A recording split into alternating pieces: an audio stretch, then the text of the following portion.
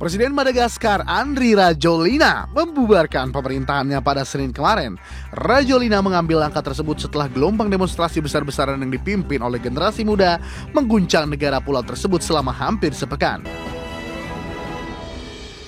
Presiden Madagaskar Andry Rajoelina membubarkan pemerintahan usai aksi unjuk rasa besar-besaran yang menewaskan sedikitnya 22 orang. Namun demikian, Perdana Menteri Christian Tsai dan para menteri akan tetap menjabat hingga Presiden menunjuk pejabat baru. Presiden Madagaskar Andry Rajoelina membubarkan pemerintahannya pada Senin kemarin. Rajoelina mengambil langkah tersebut setelah gelombang demonstrasi besar-besaran yang dipimpin oleh generasi muda mengguncang negara pulau tersebut selama hampir sepekan. Pembubaran itu berarti pemecatan terhadap Perdana Menteri Christian Tsai dan seluruh jajaran menteri kabinet. Namun mereka akan tetap menjabat secara sementara hingga Presiden menunjuk Perdana Menteri baru. Rajoelina mengatakan akan membuka seleksi secara luas termasuk menerima lamaran melalui email dan LinkedIn. Aksi protes yang dipicu oleh krisis listrik dan air telah menewaskan sedikitnya 22 orang dan melukai lebih dari 100 lainnya. Demonstrasi ini juga disebut terinspirasi oleh gerakan Gen Z di Kenya dan Nepal yang sebelumnya berhasil mengguncang pemerintahan di masing-masing negara.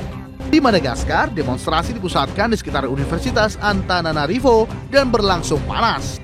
Demonstrasi itu memicu respon keras dari aparat keamanan yang menggunakan gas air mata untuk membubarkan massa. Namun, hingga saat ini belum jelas apakah langkah Rajoelina membubarkan pemerintahan cukup untuk meredam gelombang kemarahan publik. Berbagai sumber, IDX Channel. Rantai pasok iPhone Apple yang beroperasi di India sukses menciptakan sekitar 350.000 lapangan kerja. Pencapaian ini menjadi bukti pertumbuhan industri teknologi di India serta kontribusi Apple dalam pengembangan ekonomi lokal. Industri manufaktur dan suku cadang iPhone di India telah berkembang pesat dengan banyaknya pabrik dan supplier yang terlibat dalam produksi dan perakitan. Apple bersama mitra lokal berhasil memperkuat ekosistem rantai pasok yang menyerap tenaga kerja dalam jumlah besar, mulai dari pekerja di lini produksi hingga sektor pendukung lainnya. Penciptaan lapangan kerja ini tidak hanya berdampak pada sektor teknologi, tetapi juga mendorong pertumbuhan ekonomi lokal melalui peningkatan pendapatan dan keterampilan tenaga kerja. Apple terus berkomitmen memperluas investasi dan mendorong inovasi agar industri ini semakin matang dan berkelanjutan. Pemerintah India mendukung pertumbuhan ini dengan berbagai kebijakan yang memudahkan investasi asing dan memperkuat produksi dalam negeri. Sinergi antara Apple, pemasok, dan pemerintah dipandang sebagai kunci kesuksesan dalam memperkuat posisi India sebagai pusat manufaktur teknologi global. Keberhasilan Apple dan mitranya menciptakan 350.000 lapangan kerja di India menjadi momentum penting untuk mewujudkan visi ekonomi digital dan manufaktur berkelanjutan. Langkah ini memperkuat peran India di peta industri teknologi global. Bagi sumber IDX Channel. Mobil listrik Wuling Bingo S langsung mencuri perhatian pasar dengan pesanan mencapai lebih dari 50.000 unit hanya dalam 48 jam setelah peluncuran. Popularitas mobil ini menegaskan daya tarik besar segmen City EV yang mengutamakan harga terjangkau, fitur modern, dan performa handal. Wuling Bingo S hadir dengan desain stylish dan body compact berukuran panjang 4.265 mm serta lebar 1.785 mm. Mobil ini tersedia dalam 4 varian dengan 2 pilihan baterai lithium iron phosphate 31,9 kWh yang menawarkan jangkauan 325 km dan 41,9 kWh dengan jangkauan hingga 430 km berdasarkan standar CLTC. Dapur pacu menggunakan motor listrik depan bertenaga 75 kW dengan torsi 180 Nm yang mendukung performa optimal untuk penggunaan harian di perkotaan. Fitur fast charging memungkinkan pengisian baterai dari 30% ke 80% hanya dalam waktu sekitar 35 menit, memberikan kemudahan bagi pengguna dengan mobilitas tinggi.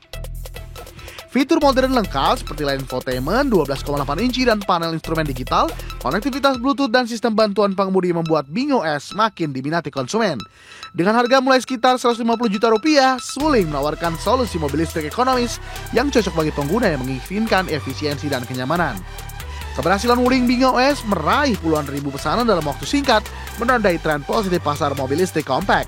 Produk ini menjadi bukti kekuatan inovasi dan strategi harga Wuling untuk mengakselerasi adopsi kendaraan listrik di pasar global. Berbagai sumber, IDX Channel. Pemirsa, Singapura dan Malaysia kompak mendesak PBB untuk membatasi penggunaan hak veto di Dewan Keamanan. Desakan itu dilatar belakangi dukungan penuh pada kemerdekaan Palestina sekaligus penolakan mereka terhadap Israel. Singapura dan Malaysia kompak mendesak PBB untuk membatasi penggunaan hak veto di Dewan Keamanan. Menteri Luar Negeri Singapura Vivian Balakrishnan menilai reformasi diperlukan agar PBB lebih representatif dan inklusif. Dalam pidatonya di sidang umum PBB, ia menyoroti semakin seringnya hak veto digunakan di tengah konflik global. Balakrishnan menekankan anggota PBB harus sepakat untuk membatasi penggunaan hak veto ke depan.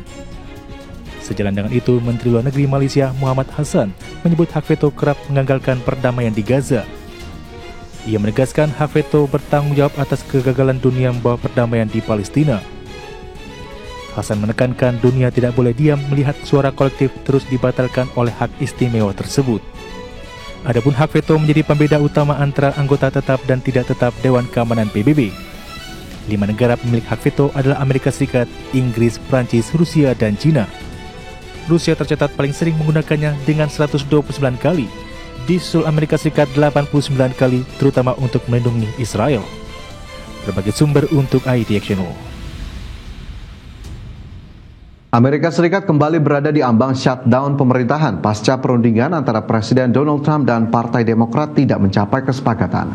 Wakil Presiden Amerika Serikat J.D. Vance juga menolak tuntutan Demokrat terkait kebijakan kesehatan. Amerika Serikat kembali berada di ambang penutupan pemerintahan atau government shutdown. Ancaman tersebut menguat pasca gagalnya perundingan antara Presiden Donald Trump dengan Partai Demokrat mencapai titik temu. Pemimpin mayoritas Senat dari Partai Republik John Thune menuduh Demokrat melakukan penyanderaan politis terhadap anggaran. Sementara itu, pemimpin Senat Demokrat Chuck Schumer menegaskan masih ada perbedaan pandangan antara pihaknya dengan pemerintahan Trump. Partai Republik mendorong perpanjangan sementara anggaran dengan tetap mempertahankan level belanja saat ini.